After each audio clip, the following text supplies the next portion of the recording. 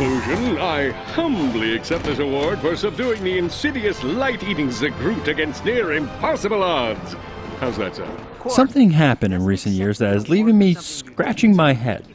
No, not why Pawn Stars has become so popular when every episode is the same every week. But instead, when did Ratchet and Clank become a kid's game?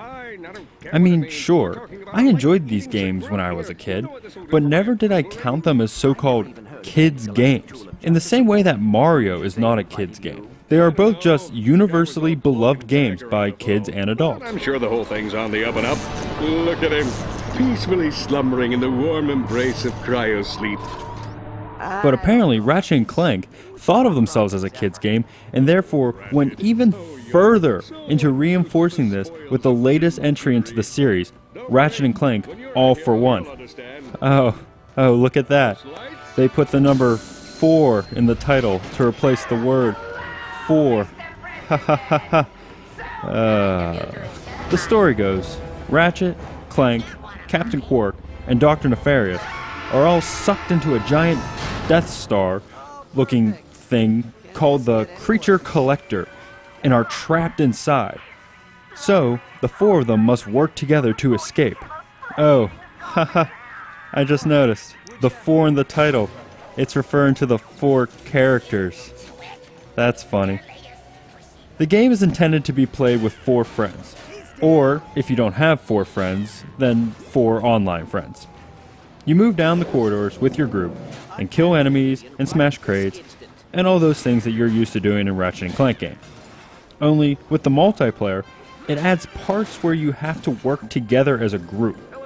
Such as, you all shoot the same enemy at once to defeat it, and so on and so on. You can still play by yourself, if you want to, and you'll be joined by an AI partner, but it's like playing Trouble with just the normal dice. It's just not the same. The game is very different from previous Ratchet and Clank games. I mean, everything is still there, the crates, the bolts, the weapons, but everything just feels really off. You will know this even when you set off one of the explosive boxes, and the countdown just sounds different. That's the feel of this game. It feels like the game was made by another team instead of Insomniac Games, because it feels like they're trying to make a Ratchet and Clank ripoff. All the levels are so primitive and uninteresting, and the jokes are worse than the ones in those online video game reviews. These guys are... Let me go, you half-wit! I'm trying! Maybe if I just... Everything just falls flat. It makes you do an awkward chuckle instead of actually laughing, like I did in previous games. Even the weapons are uninteresting. I guess Insomniac Games had to run out of ideas at some point, but I never thought the drop-off would be this sudden.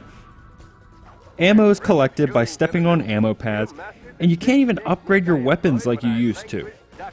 Instead of upgrading your weapons through use, you upgrade them with bullets at weapon stations.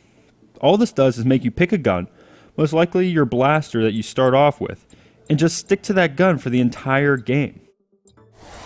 I know I keep going on what this game is not instead of talking about what it's worth, but I just can't seem to let it go.